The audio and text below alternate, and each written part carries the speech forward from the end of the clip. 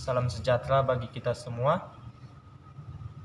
Hidup kita ini sangat membutuhkan namanya pertolongan. Baik hidupnya merasa tidak mampu, bahkan hidupnya sudah mampu, bahkan hidupnya yang merasa tidak kuat, bahkan hidupnya yang sudah kuat, bahkan hidupnya yang sudah hebat, bahkan yang merasa hidupnya biasa-biasa saja. Namun, semuanya itu pasti membutuhkan namanya pertolongan. Nah, saudaraku yang terkasih, saya mau mengajak kita agar kita menjadi orang-orang yang benar-benar dan orang-orang yang mau hidup mengalami suatu pertolongan yang datangnya dari Tuhan kita Yesus Kristus. Nah, saudaraku yang terkasih, ketika kita mau mengalami suatu pertolongan dari Tuhan, yang harus kita lakukan di dalam kehidupan kita yaitu bertobat. Nah, pertobatan itu sangat penting dan itu yang harus kita imani, kita yakini, dan kita mau hidup di dalam pertobatan itu. Nah, banyak sudah memberitakan tentang pertobatan, baik dari para nabi, gembala, pengajar, bahkan penginjil sekalipun sudah memberitakan tentang pertobatan. Tapi saudaraku yang terkasih, hidup manusia seringkali tidak bertobat akan hal tersebut.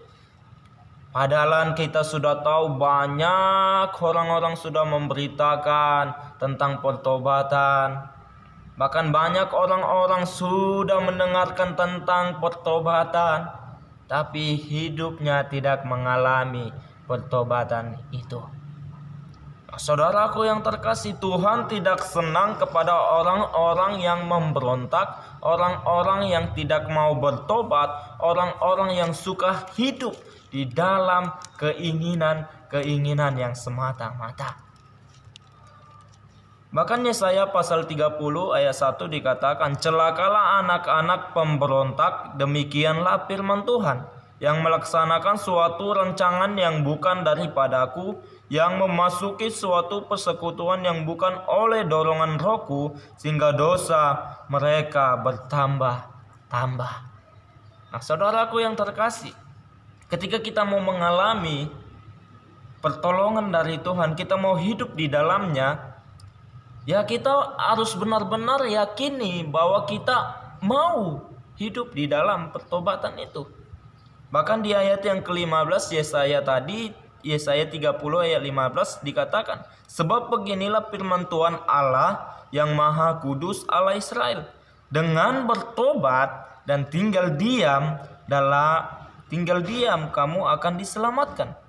Dalam tinggal tenang dan percaya terletak kekuatanmu, tetapi kamu enggan." Wow, luar biasa bukan? Firman Tuhan yang kita dengarkan pada hari ini.